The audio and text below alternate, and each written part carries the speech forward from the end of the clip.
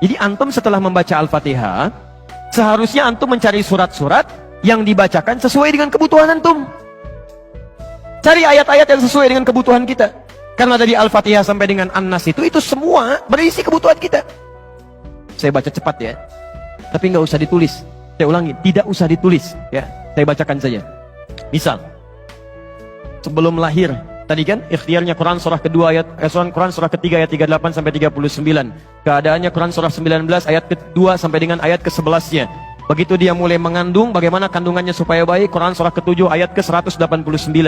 Begitu dilahirkan, bagaimana supaya asinya mengalir lancar, anaknya tumbuh menjadi anak yang saleh, Quran surah kedua ayat 233. Begitu usia 2 tahun ke atas, dia mulai belajar bagaimana supaya dekat dengan Allah, baik dengan orang tuanya, baik dengan tetangganya, Quran surah ke-31 ayat 13 sampai dengan ayat 19-nya.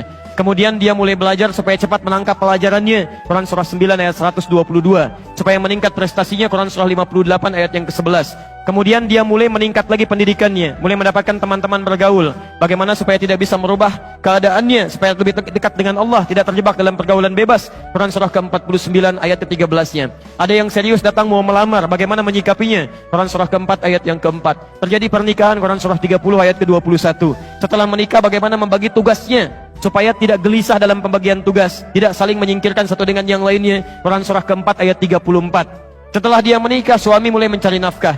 Bagaimana cara bekerjanya? Yang standar ada di Quran surah kedua ayat 168. Kalau mendapatkan ingin yang lebih mudah lagi, Quran surah kedua ayat 172. Kalau belum berangkat, rizkinya sudah menunggu dia, Quran surah 7 ayat ke-96-nya. Kemudian dalam bekerja ini tidak mudah. Istri harus merawat anaknya, merawat rumah tangga. Kadang-kadang anaknya sulit diatur, mengatakan pada perintah ibunya, mengatasinya Quran surah ke-17 ayat ke-23. Itu dua-duanya sama-sama capek. Jangan dikira yang pergi ke kantor saja, ibu pun merawat anak juga kadang-kadang ada rasa lelah. Bagaimana mengatasinya? Kalau lelah-lelah sedikit, itu ada di Quran surah ke-26 ayat ke-80. Kalau sudah mulai menjadi penyakit, bahkan kata dokter nggak ada obatnya, bagi Allah nggak ada yang mustahil. Quran surah ke-21 ayat 83 sampai dengan 84. Kadang-kadang Anda yang bekerja, ada orang yang tidak suka dengan Anda. Ada yang usil, ingin menyingkirkan Anda, menyungkurkan Anda. Ada perlindungan dari Allah di Quran surah ke-17 ayat 79 sampai dengan 81. Kalau ada yang membuat diri Anda tersesat sampai mengatakan, ya Allah kenapa dia begini, ya Allah apa nggak ada solusinya? Selalu ada. Amalkan di Quran surah ke-21 ayat 87 sampai dengan ayat ke-88-nya. Sampai Anda beraktivitas lagi, mendapatkan kesenangan hidup, harta mulai melimpah, Masya Allah, rumah semakin luas. Syukuri itu semua dengan mengamalkan tuntunan di Quran surah ke-14 ayat yang ke-7-nya. Tapi ketika datang ujian, tingkat ujian bisa macam-macam. Ada yang ringan, yang menengah, kemudian yang kuat. Pelajari itu supaya siap menghadapinya. Di Quran surah kedua ayat 214. Solusinya di Quran surah ketiga ayat 142. Cara sabarnya di Quran surah kedua ayat 155 sampai 157. Sampai Anda terus berkembang, usia 40 tahun, orang tua masih ada, ingin berbakti pada orang tua, ada di Quran surah ke-46 ayat yang ke-15-nya.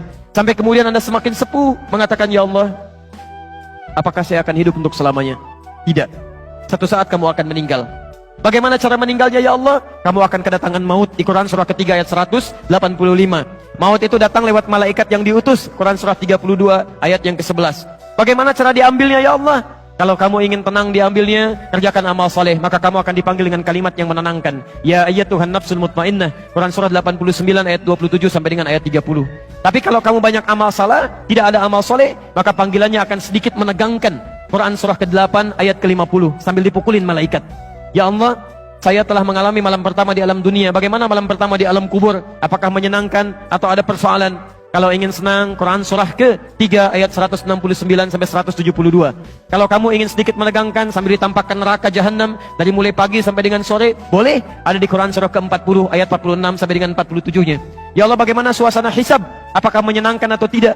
Kalau kamu ingin masuk surga tanpa hisab, langsung masuk mendapatkan berita gembira surga, ada amalannya di Quran surah kedua ayat 25. Tapi kalau kamu misalnya banyak amal salahnya, mengabaikan perintah Allah, bahkan kamu bisa masuk neraka tanpa hisab. Ada di Quran surah ke-18 ayat 100 sampai dengan 101-nya. Ya Allah, bagaimana suasana surga nanti, ya Allah? Ayo kerjakan amal saleh.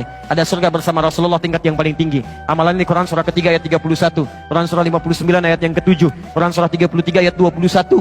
Ada surga yang di taman surga yang memberikan langsung Allah, bisa melihat Allah tanpa hijab. Quran surah 75 ayat 22 sampai dengan ayat 23. Ada amalannya di Quran surah ke-51 ayat 15 sampai dengan ayat 23. Ada surga seluas langit dan bumi. Kemanapun kamu beraktivitas tidak akan pernah menemukan ujungnya. Quran surah ketiga ayat 133 sampai dengan 134.